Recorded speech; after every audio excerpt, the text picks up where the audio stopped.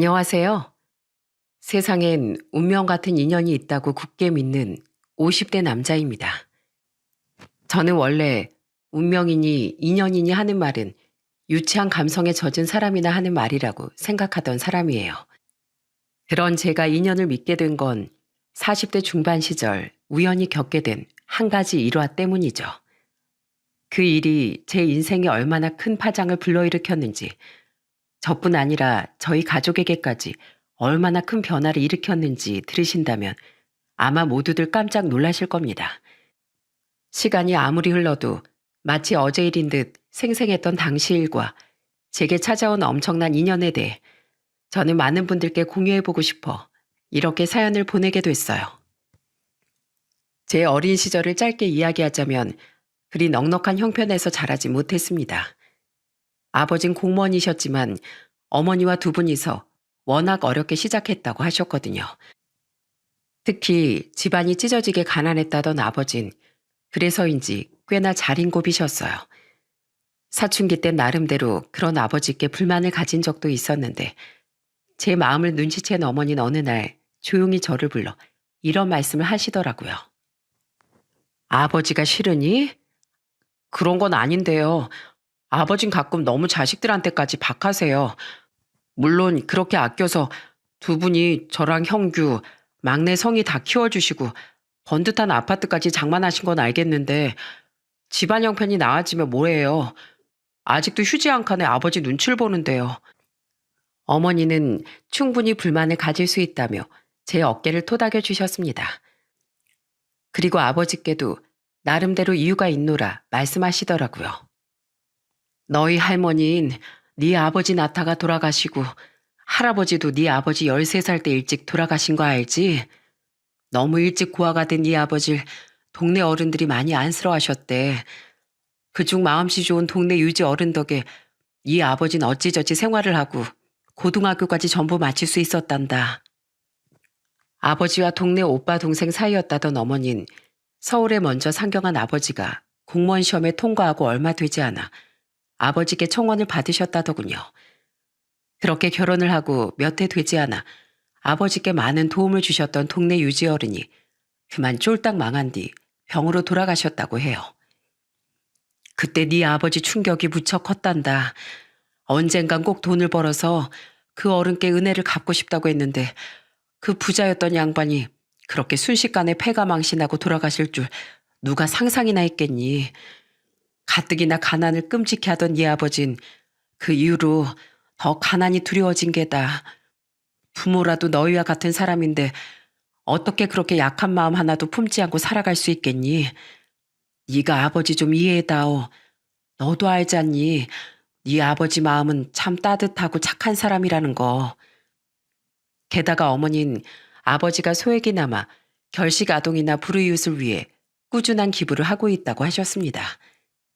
과거 자신처럼 어렵게 살던 사람들에게 자신도 도움이 되고 싶다면서요. 그날 어머니와의 대화는 17살이 되도록 알지 못했던 아버지의 많은 면을 알게 해주었어요.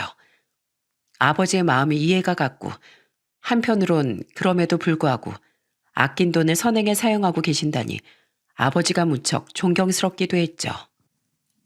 그 뒤 저는 아버지의 뜻을 군말 없이 따르며 살았습니다. 동생들이 아버지께 투덜거릴 때면 나중에 니들이 벌어서 마음껏 쓰라며 아버지 대신 야단을 치기도 했어요. 어머니께 제가 아버지의 사연을 들었다는 걸 듣게 된 아버진 당시 대학생이었던 저와 소주 한 잔을 기울이며 사과를 하시더군요.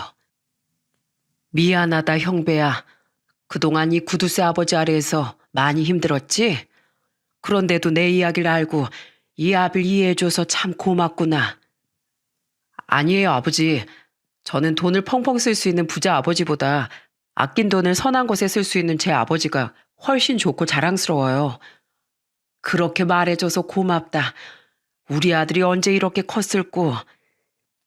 아버지 나이가 조금씩 들며 자신의 경험을 자식들에게 너무 강요하며 산 건 아닌가 후회가 되셨다더군요. 그렇게 부자끼리 허심탄회하게 대화한 후 아버진 조금씩 변하셨어요. 전처럼 자식들에게 절약을 강요하지도 않았고 오히려 다 큰 자식들에게 용돈도 챙겨주며 늘 미안했다고 말씀하곤 하셨죠. 오래 만난 남자친구와 가장 먼저 결혼한 막내 여동생을 시작으로 우리 삼남매는 나이 역순으로 결혼을 했습니다. 나이 38살에 가장 늦게 결혼한 건 맞이인 저였죠. 어머니 남으로 제 나이 28살에 이르게 돌아가셨기에 우리 삼남매의 결혼을 모두 보지 못하셨어요. 제가 결혼할 땐 이미 공무원에서 은퇴하신 아버진 제 결혼식 전날 어머니 생각을 하며 눈물을 흘리셨습니다. 5 식구가 살던 넓은 집에 당신부터 하나 둘 떠나가더니 내일이면 나만 남겠구려. 자식들 다 결혼시키면 둘이서 화분이나 키우며 오순도순 살자더니 오늘따라 당신이 너무 보고 싶소. 그런 아버지의 등이 유독 작고 왜소해 보여 전 아버지 등을 끌어안고 함께 울었습니다. 초등학교 선생이던 아내는 고맙게도 저희 아버지를 모시고 살자고 말했지만 아버지 완강히 거절하셨습니다. 자식에게 짐이 되는 부모가 되기 싫다면서요. 내가 집이 없냐 돈이 없냐. 나 아직 70도 안 된 쌩쌩한 중년이야. 앞으로 등산 모임도 나가고 취미생활도 즐기면서 혼자 유유자적하게 살 거야. 괜히 나 며느리 시집살이 시키지 마라. 말씀은 그렇게 하셨지만 그런 제안을 먼저 해준 제 아내를 아버지 많이 예뻐하셨습니다.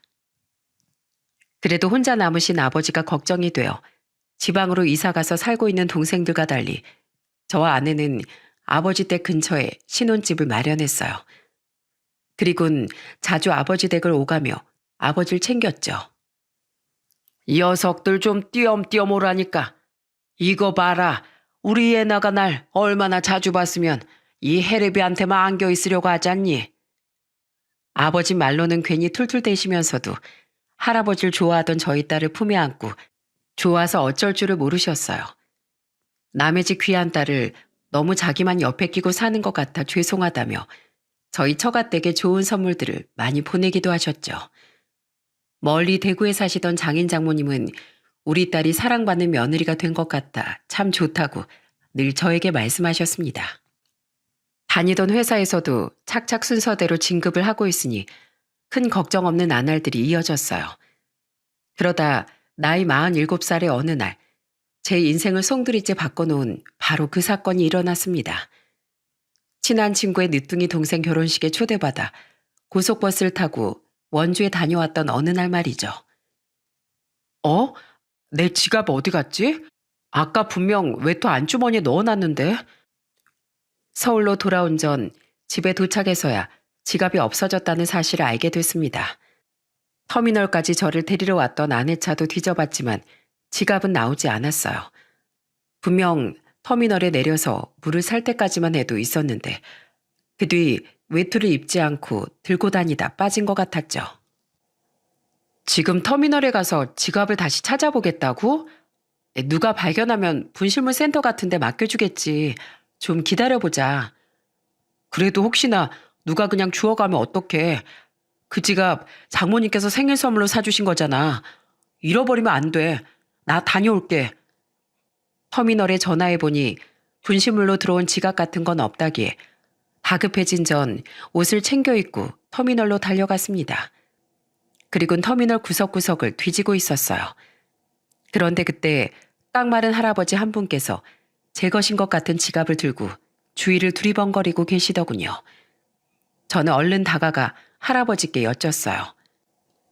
저 어르신, 혹시 그 지갑 어르신 물건일까요?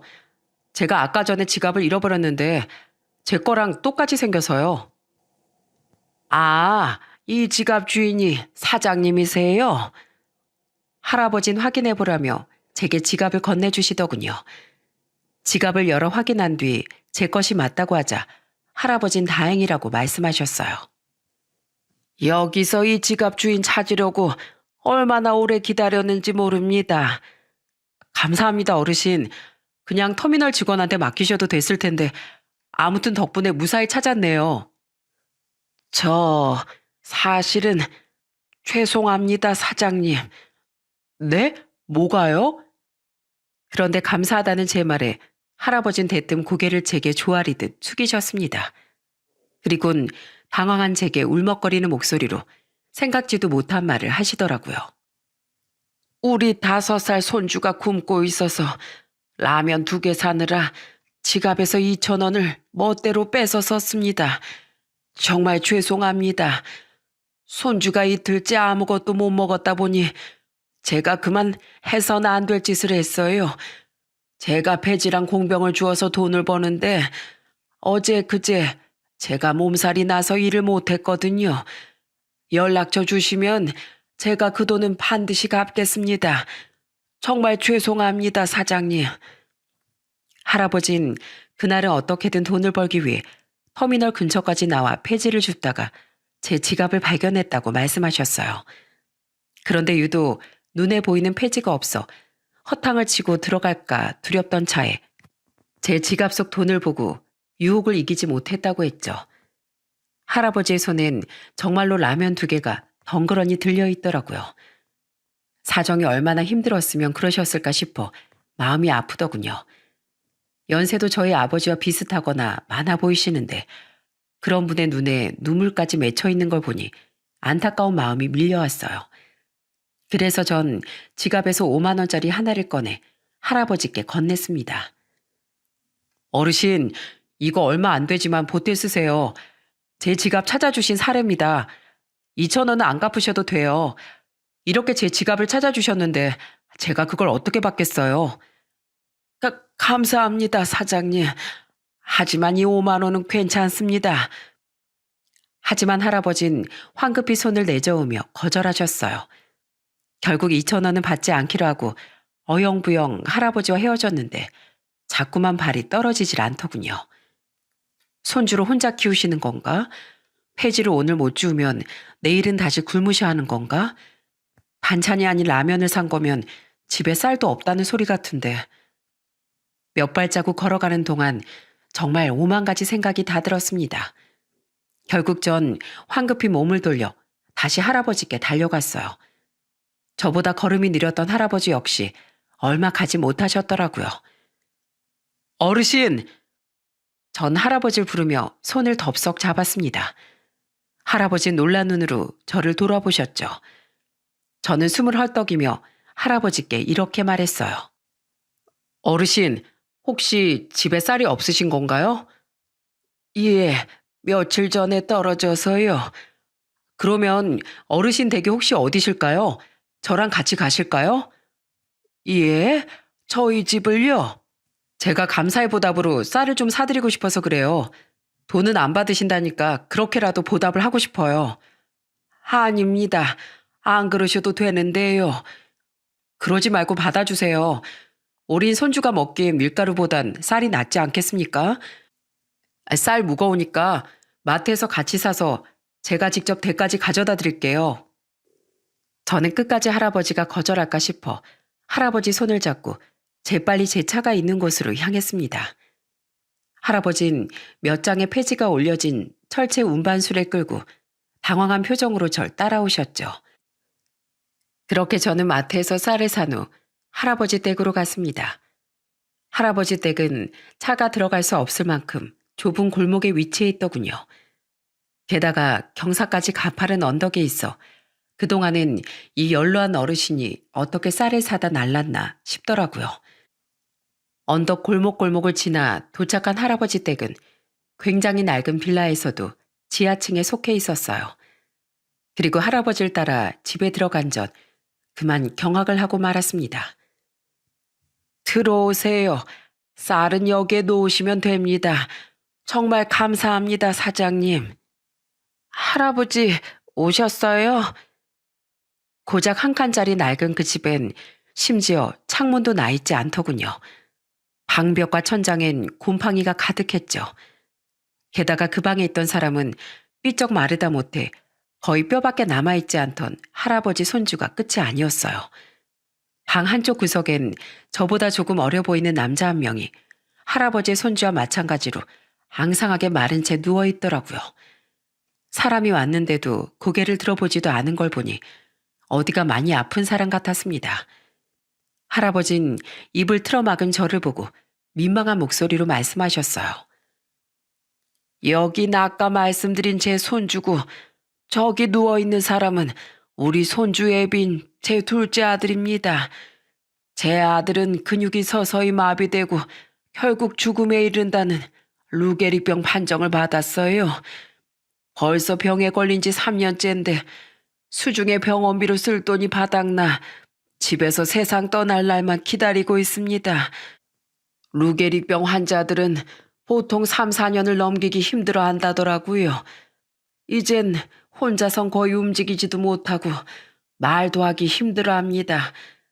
조금 있으면 음식도 못 씹어 넘겨서 콧줄을 해야 할 것 같은데 걱정이 이만저만이 아니에요. 할아버진 물이라도 대접하고 싶다며 제게 방 안에 앉으라고 권하셨습니다.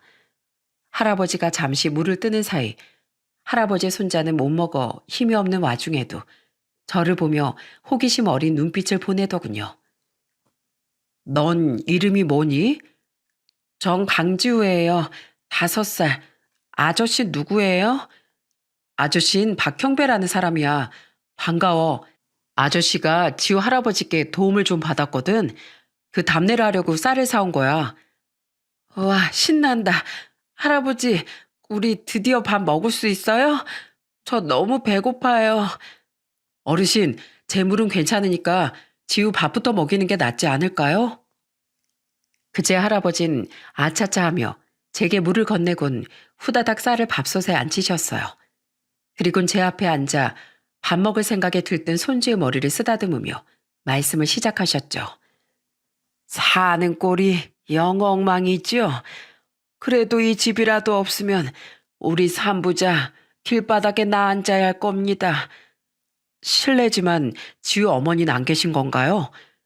에휴, 그모 없을 것은 저희 아들이 루게릭병 판정을 받자마자 2살 된 우리 지우까지 버리고 도망갔어요. 재산도 챙길 수 있는 건 전부 챙기고서요. 아들은 그렇게 이혼한 뒤론 많은 돈을 투자했던 주식도 폭락해서 알거지가 된 겁니다.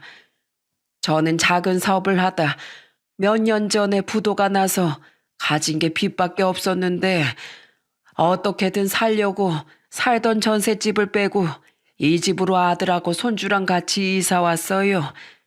저희 집하고 아들 집을 뺀 돈으로 아들 입원비도 내고 손주 키우고 생활비도 해야 했으니까요. 저희 집은 뺀 돈이라고 해봤자 빚을 갚으니 몇 푼 남지도 않았지만은요. 버는 사람이 파지 죽고 공병 줍는 이 늙은이밖에 없으니 결국 가진 돈도 전부 바닥나고 아들도 퇴원시키고 지금은 하루 벌어 하루 간신히 쓰고 월세만 내는 파리 목숨을 이어가고 있습니다. 할아버진 늘 옆에 있어줘야 하는 아들을 두고 폐지를 주우러 나갈 때면 걱정이 한가득이라고 말씀하시더군요. 할아버진 마치 자신의 궁색한 형편을 변명이라도 하듯 구구절절 말씀을 이어가셨습니다. 사연을 듣는데 할아버지가 살아오신 모진 세월이 느껴져 눈가가 뜨거워지더라고요. 도와줄 다른 자식은 없으신 거예요? 예, 아내도 일찍 가고 저놈 위로 있던 큰아들도 12살 이른 나이로 일찍 보냈거든요. 제 팔자가 참 박복하지 않습니까? 어떻게 저만 빼고 다른 가족들을 줄줄이 하늘로 일찍 보낼 수가 있단 말입니까? 그나마 남은 작은 놈이라도 행복하게 살길 바랬었는데 지금 저런 꼴로 죽을 날만 기다리고 있으니 에휴, 제 심정이 참 암담합니다. 저까지 아프면 우리 손주만 혼자 세상에 남겨둬야 하는데 그것도 너무 걱정이고요. 주름진 손등으로 눈물을 쓱쓱 훔친 할아버진 오늘 처음 만난 사람에게 별 이야기를 다 한다며 민망한 듯 웃어 보이셨습니다. 저는 할아버지 등 뒤에 누워있던 할아버지 아드님의 눈에 눈물이 흐르는 것을 보고 말았죠. 제 시선을 눈치챈 할아버진 몸을 돌려 아들의 눈가에 흐르는 눈물을 닦아주셨어요. 이 병이 정말 무서운 게 몸은 산송장처럼 굳어가는데 속에 있는 의식은 또렷하다고 하더군요. 우리 아들 제 말 손주 말 다 알아듣고 저한테도 많이 미안해하고 있습니다. 아직 마흔 하나밖에 안 된 것이 얼마나 괴로울까요? 물기 섞인 할아버지 말씀에 참고 있던 눈물이 터질 것 같더라고요. 그래서 전 분위기를 돌려보려 지우에게 말을 걸었습니다. 우리 지우는 나중에 꿈이 뭐야? 음, 우리 아빠가 더 이상 안 아프고 할아버지가 늙지 않는 거예요. 그게 지우 꿈이야? 네. 아빠가 계속 아파서 돌아가시고 할아버지도 늙어서 돌아가시면 전 혼자 남으니까요. 지우의 말에 결국 왈칵 눈물을 터뜨리고 말았어요. 고작 5살 된 어린애가 세상에 혼자 남겨질 걸 두려워하고 있다는 사실이 가슴을 저리게 만들더라고요. 그때 결심했습니다. 나이가 드신 지금까지 기부와 후원을 이어오던 아버지를 본받아 그날부터 제가 할아버지 가족을 도와드리겠다고요. 어르신만 괜찮으시면 제가 어르신 가족분들을 좀 후원해드리고 싶습니다. 예? 아니 이렇게 쌀을 싸주신 것도 감사한데 후원이라니요. 네, 저희 아버지께서 그러셨어요. 사람 사정은 언제 어떻게 어려워질지 모르는 일이니까 나중에 제가 도움을 받고 싶으면 제가 먼저 어려운 이웃을 돕는데 돈을 아끼지 말라고요. 어르신, 우선 어린 손주랑 아픈 아드님은 굶기지 마셔야죠. 제가 도와드릴 테니까 우리 같이 힘내요. 할아버진 제 손을 잡고 고맙다며 펑펑 우셨습니다. 누워있던 할아버지 아드님도 고마운 마음을 전하고 싶은 듯 소리 없이 천천히 입을 뻐끔거리셨죠. 그날 집으로 돌아간 전 아내에게도 그날 만난 할아버지와의 이야기를 전했어요. 그들을 후원하고 싶다는 제 말을 들은 아내는 기특한 생각을 했다며 저를 칭찬해 주더라고요. 사람 인연이라는 게 참 신기해. 터미널에 떨어뜨린 당신 지갑으로 마침 도움이 필요했던 어르신을 만나게 되다니 말이야. 그 뒤 전 할아버지께 많진 않지만 생활비를 보태드리고 쌀과 음식을 사다 나르고 지우의 옷까지도 사다 줬어요. 아내도 직접 반찬을 만들어 몇 번이나 저와 함께 할아버지 댁에 방문하곤 했죠. 그렇게 할아버지를 알고 후원한 지 2달째 되던 어느 날이었습니다. 그날은 하루 날을 잡고 집안의 곰팡이를 전부 닦아낸 날이었어요. 가뜩이나 환기도 안 되는데 집안에 이런 게 있으면 가족분들 호흡기에 정말 안 좋아요. 아유, 그래도 이렇게 다 닦아내니까 속이 좀 시원하네요. 고맙네 형배군. 내가 자네한테 받은 이 은혜 보답할 시간이 많이 남아있을지나 모르겠어. 어느덧 제게 말을 편하게 하시던 할아버진 제가 사온 과일을 씻어 내어주며 고맙다고 말씀하셨어요. 지우는 자기 아빠 옆에 누워 낮잠을 자고 있었죠. 그렇게 할아버지와 나란히 앉아 사소한 잡담을 하던 전 그날 아주 놀라운 사실을 알게 되었어요. 이렇게 자식을 훌륭하게 키운 자네 부모님은 어떤 분인지 궁금하구먼. 저희 부모님이요? 좋은 분들이세요. 비록 어머닌 제가 20대 때 일찍 돌아가셨지만요. 그래, 그럼 부친께서는 연세가 어떻게 되시나? 75이세요. 나랑 동갑이시구먼. 그래, 고향은 어디시고? 자넨 원래 서울 사람인가? 전 서울에서 태어났는데요. 부모님은 충청도 논산 분들이세요. 그래, 나도 고향이 논산인데 혹시 중고등학교는 어디 나오셨는지 아나? 학교까진 잘 모르겠는데 논산에서 나오신 거 맞아요. 성인 되고 나서 서울로 상경하셨다고 했거든요.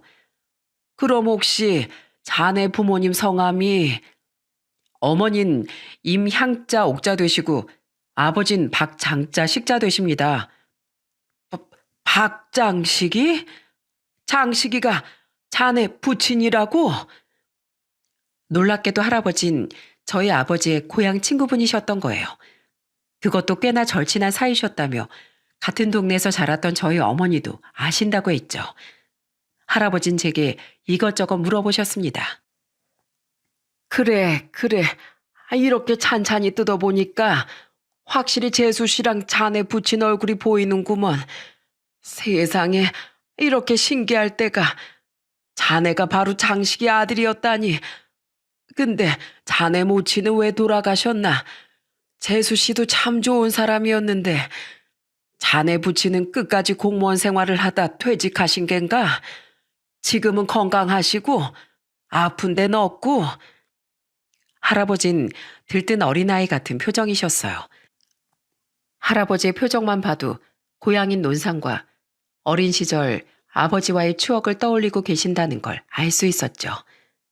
저 또한 두 분의 인연이 너무 신기해 그날 집으로 돌아오는 길에 아버지께 전화를 걸어 물었습니다. 아버지, 제가 얼마 전부터 후원해드리고 있었던 어르신 얘기 기억하세요? 그럼 기억하고 말고. 근데 그 어르신 고향이 논산이시래요. 성함은 강봉자 안자 되시고요. 아버지를 아신다던데 아버지 고향 친구분이 맞으세요? 뭐? 아니, 그 영감이 강봉안이라고? 확실하냐? 예, 아시는 거 보니까 정말 두 분이 친구가 맞으신가 보네요. 와, 살다 보니까 이렇게 신기한 일이 다 있네요. 혹시 내일 시간 되세요, 아버지? 두 분께 다시 한번 자리를 마련해드리고 싶은데, 그럼, 당연히 되다 마다. 아니다, 그럴 것도 없다. 내 지금 당장 봉안이 그 친구를 만나야겠어. 너 그 집에서 돌아오는 길이라고 했지? 나 좀 데리고 그 집 좀 다시 가자. 정말 절친한 사이셨는지 아버진 다음 날까지 기다리지도 못하고 곧장 할아버지를 봐야겠다고 말씀하시더군요. 할아버지께 전화로 말씀드렸더니 잠시 망설이긴 했지만 할아버지 또한 저희 아버지를 보고 싶다고 하셨습니다. 그렇게 전 곧장 아버지를 모시고 다시 할아버지 댁으로 향했죠. 그리고 집안에서 조우한 두 분은 서로를 얼싸안고 냅다 울음부터 터뜨리셨습니다. 장씨가 이게 얼마만이냐. 이 사람 아직 정정하구먼. 봉안이 이 친구야. 내가 자네를 얼마나 찾았는 줄 아나? 그렇게 소리 소문 없이 사라지더니 지금 사는 꼴이 이게 뭐야? 내 자네가 이렇게 어렵게 사는 줄 알았으면 진즉 도왔을 거 아니야? 특히 할아버지 집으로 올라오는 내내 험한 지형을 보고 안타까운 표정을 짓던 아버진 꼭 껴안은 할아버지의 등을 마구 두드리며 서운하다는 투로 말씀하셨어요. 겨우 진정한 두 분은 서로 손을 꼭 마주잡고 밀린 세월에 대한 이야기를 시작하셨습니다. 그리고 그때 전 할아버지가 저희 아버지께 얼마나 각별한 친구였는지 알게 됐죠.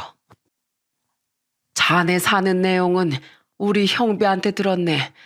그게 자네 이야기인 줄은 꿈에도 모르고 난 그냥 안타까워만 했어. 우리가 마지막으로 만난 게 벌써 46년이나 됐구먼. 형배야, 너희 아버지가 어릴 적 동네 유지 어른께 도움 많이 받았다는 말 기억하지? 네, 아버지. 그분이 바로 여기 봉안이 아버지셨단다. 논밭도 많이 가지고 계시고 시의원까지 한 훌륭한 분이셨지. 동네 어려운 사람이 있으면 무조건 두 팔 걷어붙이고 돕던 봉안이 아버님 덕에 일찍이 부모님을 잃은 내가 밥도 안 굶고 학교도 고등학교까지 마칠 수 있었던 거란다. 어디 그뿐이니? 내가 서울에 가서 일자리 찾고 공무원 공부하겠다고 했을 땐 봉안이 통해서 월세방 월세도 내주시고 고시 뒷바라지도 해주신 분이야. 만약 이 친구 아버님이 아니었다면 지금의 난 이 자리에 있지도 못했을 거다. 그리고 이 친구는 못 살던 나랑 아무런 편견 없이 가장 친하게 어울려주곤 했지. 그땐 우리 아버지가 그러셨지. 비록 처음 시의원을 지낸 뒤 번번이 낙선하면서도 선거 자금에 전 재산을 다 쏟아부어 집안이 망해버렸지만 말이야. 그래, 그때가 내가 결혼한 지 얼마 안 됐을 때였어. 그리고 이듬해 또 그 이듬해 줄줄이 충격을 받은 자네 부모님이 돌아가시면서 내가 얼마나 낙담을 했는지 기억나나? 모르는 사람들은 그 집 자식이 자네가 아니라 나인 줄 알았을 정도였어. 놀랍게도 아버지를 도와주고 갑자기 망해버렸다던 유지 어른이 바로 할아버지 아버지셨다더군요. 더더욱 놀라움의 연속이었죠. 나이 28에 어머니에 이어 아버지까지 잃은 할아버진 사업을 하겠다며 1년 뒤 말레이시아로 떠났다고 했어요. 그땐 국제전화가 비싸서 자주 전화를 할 수도 없었어. 그런데 이 친구가 31살에 거기서 한국인 여자랑 결혼했다는 연락을 끝으로 통 연락이 없더라고. 나도 바빠서 잠시 잊고 살다가 생각나서 전화해보니까 연결도 되지 않고, 그 뒤로 혹시 한국에 들어왔나 수소문해봐도 아무도 아는 사람이 없다고 하니 참으로 답답했었지. 내가 자네 찾으려고 동창들만 만나면 얼마나 자네 소식을 물어봤나 몰라. 대체 한국엔 언제 들어온 거야? 재수 씨랑 큰아들도 일찍 잃었다며? 어떻게 살았는지 자세하게 말 좀 해봐, 이 사람아. 왜 나한텐 한국에 있으면서도 연락을 안 한 거야? 별거 없네. 자네 아들한테 들은 게 다야. 말레이시아에서 아내를 만나고 이사를 한번 갔는데 그 뒤론 사느라 정신이 없어서 연락할 생각을 못했어. 그때 연락처가 바뀌어서 자네도 나랑 연락이 안 됐던 거고. 그런데 결혼한 지 고작 10년 만에 아내가 병으로 가버리고 사업까지 망하니 사람이 정신을 아주 못 차리겠더구만. 그래서 아내 죽고 3년 뒤에 한국으로 들어왔는데 그때 우리 큰아들이 교통사고로 세상을 떠나버렸어. 아내가 죽은 것도 큰애가 죽은 것도 전부 다 내 탓인 것만 같아. 하늘이 무너진 것 같았지. 게다가 집도 사업도 전부 망해버렸으니 이런 망가진 꼴로 날 아는 사람들 앞에 절대 나타나고 싶지 않았네. 그래서 고향에도 가지 않고 자네에게도 연락하지 않았던 거야. 그 뒤로 겨우 돈을 모아서 다시 작은 사업을 시작했는데 그것마저 사길당해 빚더미에 안고 말았다가 지금에 이른 거라네. 이 친구야, 마음이 힘들수록 날 더 찾았어야지. 우리 사이가 고작 그것밖에 안 됐나? 자존심도 중요하지만 사람이 우선 살아야 될 거 아닌가. 그 건강하던 친구가 온몸에 뼈밖에 없구먼. 이 바보 같은 사람아.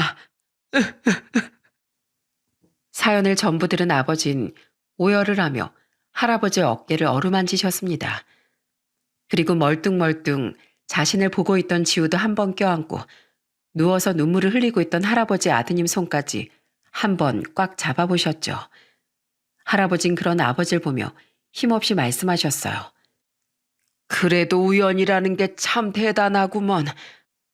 내가 자네 아들 지갑을 주어 2,000원을 꺼내지 않았더라면 자네 아들이 내 이런 사정을 어떻게 알고 도왔겠나. 애초에 형배군이 지갑을 잃어버리지 않았다면 난 죽을 때까지 자네와 만나지 못했을 거야. 이 나이가 돼서 잘 살고 있는 모습을 보니 참 좋네. 난 그거면 됐어. 이렇게 난 자네를 본 것만으로도 더는 원이 없네. 아버지 눈물을 손바닥으로 눌러 닦으셨습니다. 그리고는 집안을 쓱 둘러보더니 단호한 목소리로 이렇게 말하셨죠. 자네 이사갈 준비하게. 뭐? 아니 갑자기 그게 무슨 소리야? 내 평생 자네 부친께 입은 은혜를 갚지 못한 게 가슴에 한으로 남았었어. 그걸 이제야 자네에게 갚을 수 있을 것 같네. 난 퇴직하고 자식들 셋 다 공부시키고 결혼시키느라 가진 돈이 많이 없지만 그래도 자네랑 자네 식구들 정도는 충분히 책임질 수 있어. 이런 집에 살다간 멀쩡한 사람도 골병 들어서 죽어나갈 게야. 내가 집부터 알아볼 테니 창문 있는 집으로 이사부터 가세. 아닐세 아니야. 지금 내가 자네 아들에게 지고 있는 빚만 해도 마음이 늘 무거웠네. 그런데 어떻게 그런 큰 도움을 받는단 말이야. 난 이러려고 자네 만난 게 아니야. 자존심 챙기지 말게. 삐쩍 마른 자네 손주 안 보이나? 안 그래도 아픈 자네 아들을 더 고통스럽게 만들 참이야. 난 자네 부친 덕에 사람 같은 인생을 살고 있는 사람일세. 아버님 덕분에 밥도 안 굶고 학교도 다니고 이렇게 공무원까지 됐어. 그러니 내가 자네에게 해줄 수 있는 건 자네 아버님이 나한테 해주신 일에 비하면 아무것도 아니야. 내 말 듣게나. 알았나? 하루를 살아도 사람답게 살아야지 봉안이 친구야. 아버지의 말에 할아버진 아버지의 손을 잡고 눈물을 뚝뚝 흘리셨습니다. 아버진 그런 할아버지의 손을 어루만지며 그동안 살아내느라 고생했다고 함께 흐느끼셨죠.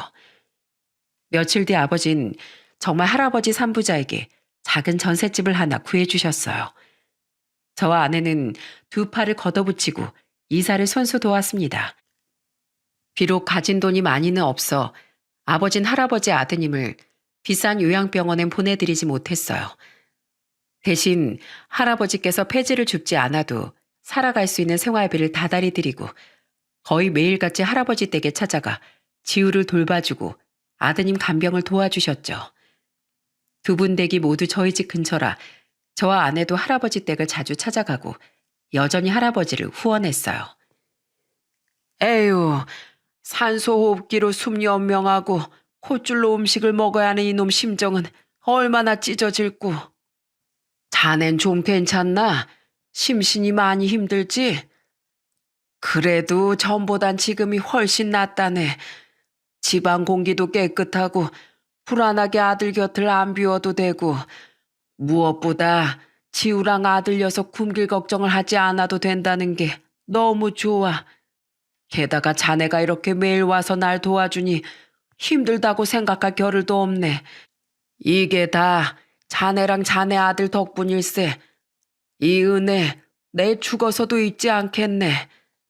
사람 참 같이 늙어가는 처지에 무섭게 왜 죽는다는 말을 하나? 오래도록 못 보고 산 만큼 오래오래 나랑 살다 가세. 현우야, 너도 마찬가지야. 제발 덜 아프게 우리 곁에 오래도록 머물러 주렴. 너까지 떠나면 네 아버지 억장이 얼마나 무너지겠니? 아버지는 늘 할아버지 아드님의 손을 잡고 그렇게 응원의 말을 건네주셨습니다.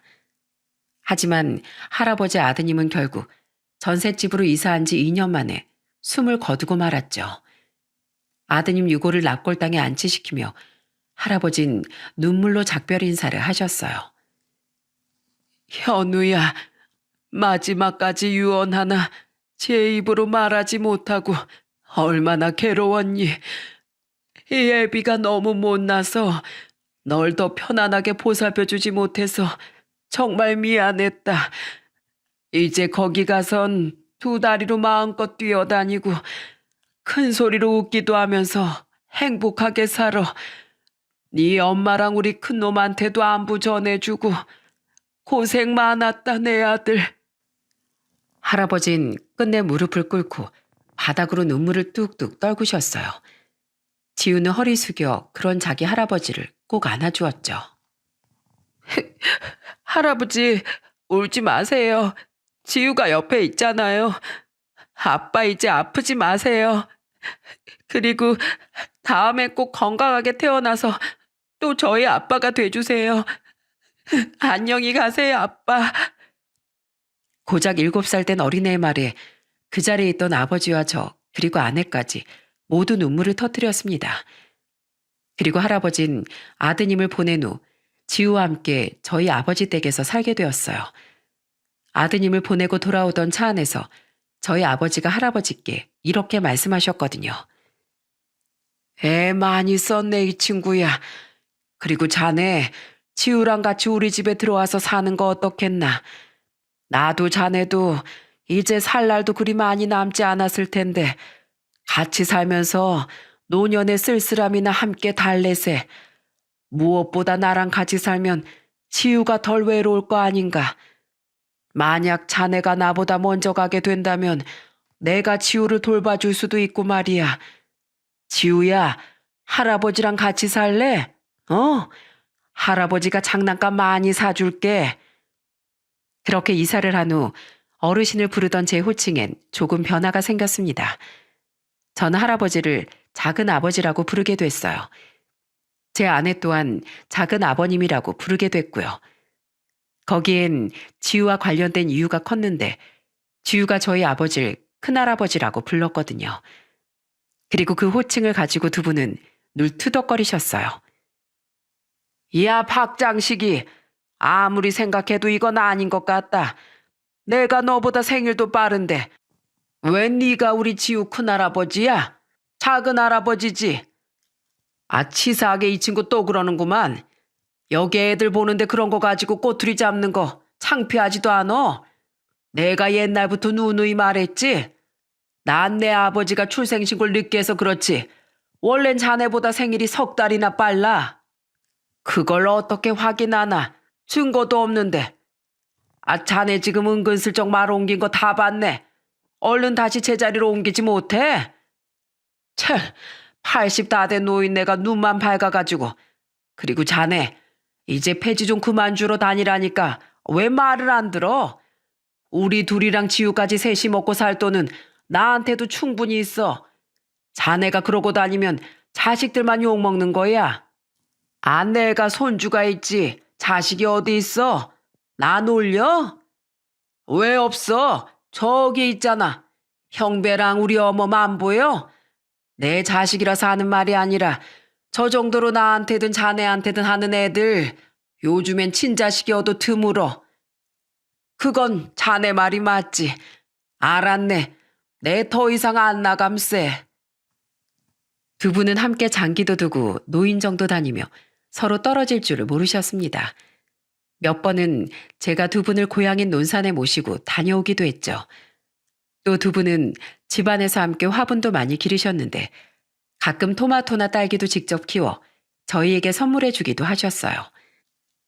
저와 아내는 지우보다 3살 많던 딸도 자주 그 집에 데리고 갔고 가끔 두 분이 놀러 가셨을 땐 지우를 저희 집에 데려와 재우기도 했습니다. 그랬더니 외동이던 두 아인 마치 남매처럼 서로 잘 어울리더라고요.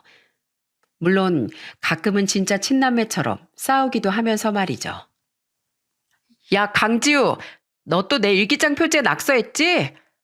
메롱 메롱. 그러게 누가 그런 못생긴 고양이 그려진 일기장 가지고 다니래? 너 잡히면 죽어. 특히 평생 아픈 아빠와 힘들어하는 할아버지를 보며 우울하게 살아왔던 지우는 누나에게 장난치는 일이 너무 즐거웠나 보더라고요. 저희 딸의 솜방망이에 두드려 맞으면서도 늘 저희만 보면 저희 딸부터 찾았거든요. 아저씨, 예나 누나랑 같이 안 왔어요? 예나 누나 보고 싶은데. 오늘은 아저씨가 바빠서 누나를 못 데리고 왔어. 지우는 예나 누나가 그렇게 좋아? 친구들보다? 친구들도 좋은데요. 누나는 제 가족이잖아요. 세상에서 가족은 가장 소중한 존재라고 학교 선생님이 그러셨어요. 비록 저와 아내를 아저씨와 아줌마라고 부르긴 했지만 지우에게 우린 모두 가족이라고 느껴진 모양이더군요. 그런 지우의 마음이 너무 고마워 지우의 머리를 쓰다듬어 주었죠.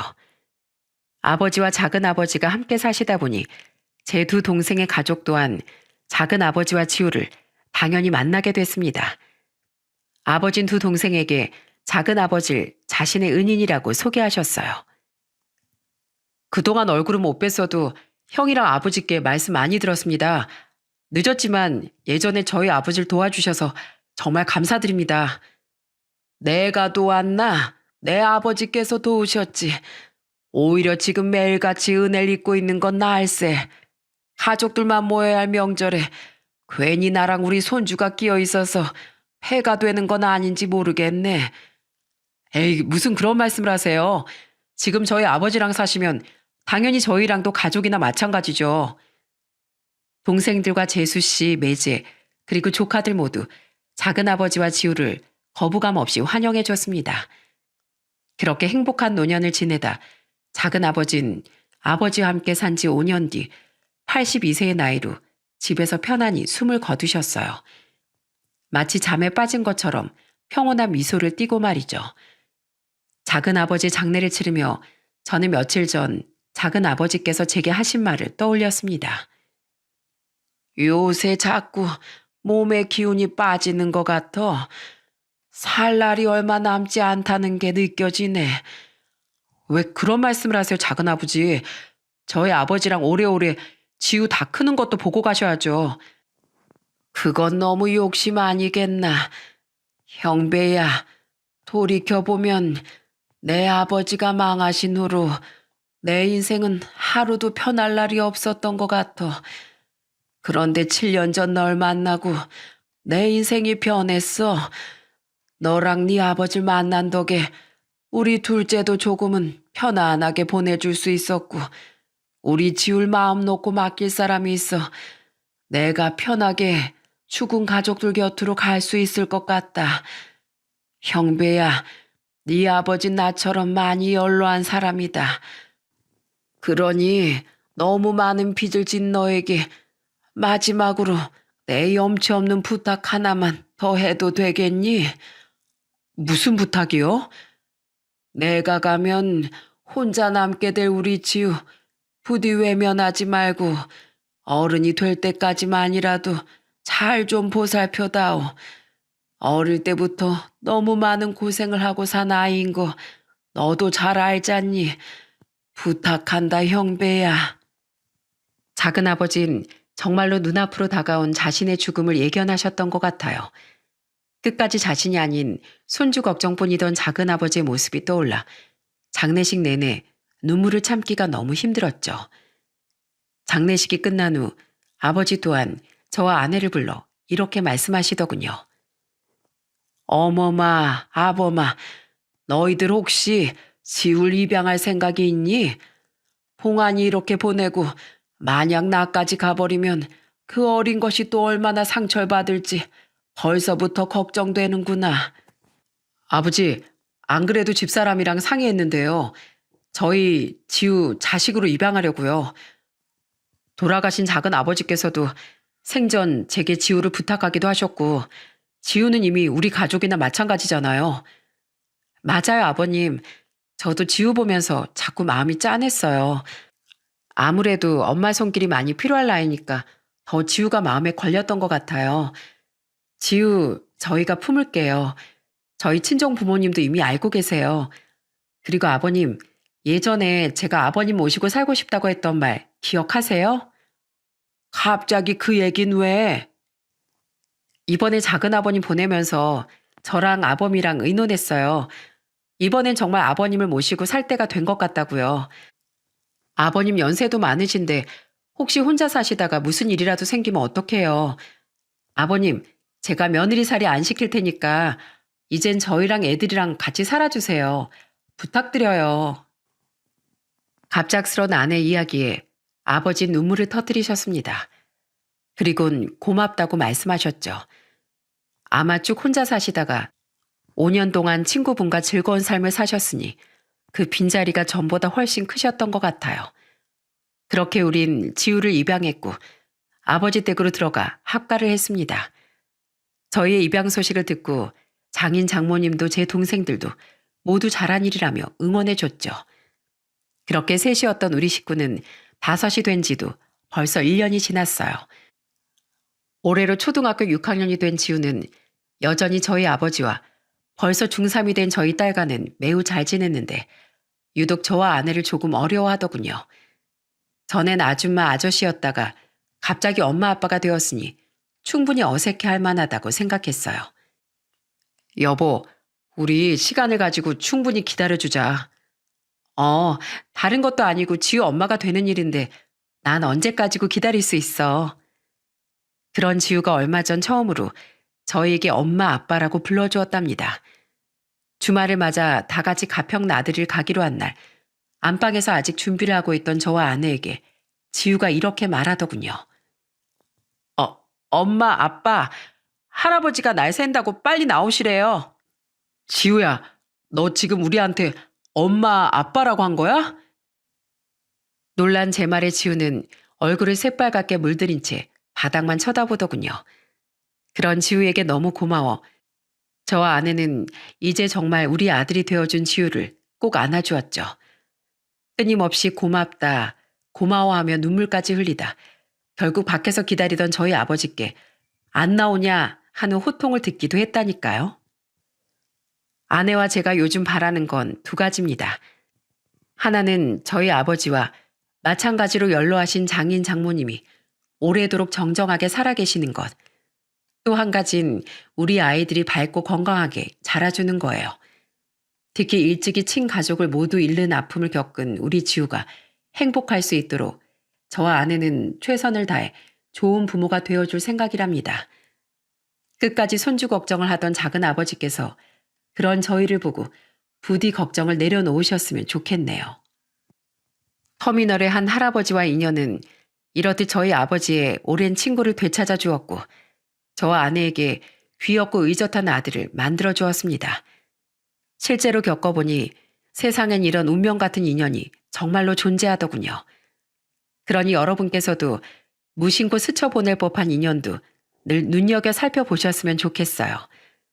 그 짧은 인연이 언젠가 여러분의 삶을 뒤바꿔 놓을 하늘의 선물일 수도 있으니까요. 날이 많이 따뜻해져 슬슬 봄꽃이 피어나고 있습니다. 지나간 시간은 두 번 다시 돌아오지 않으니 이렇게 좋은 날씨에 가족들과 나들이라도 한번 다녀오시면 어떨까 싶네요. 여러분의 가정에 늘 평안함이 깃들길 빌며 이만 사연을 마치겠습니다. 감사합니다.